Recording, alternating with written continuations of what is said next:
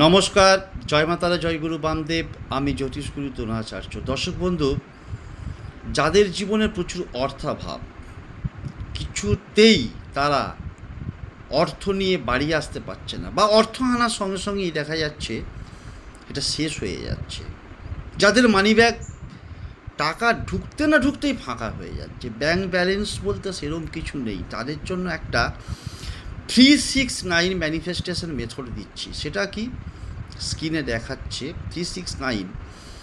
একটা সাদা কাগজ নেবে, যে কোনো কালির পেন নেবে, যে কোনো দিন যে কোনো সময়ে তোমরা কী করবে, ঠিক যেভাবে দেখাচ্ছে এইভাবে লিখবে, আই রিসিভড ₹80,000। আমি একটা এক্সাম্পলে দেখাচ্ছি, যার যত টাকা দরকার সে ওখানে তত টাকাই লিখবে। 1,00,000 হলে 1,00,000, 10,000 হলে 10,000, 50 হলে 50,000। এটাকে 3বার পরপর লিখছো। তারপরে লিখবে I am A money magnet. এটাকে পরপর 6বার লিখছো।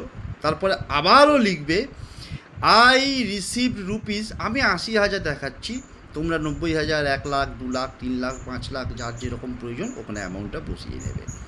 এটাকে লিখবে 9বার।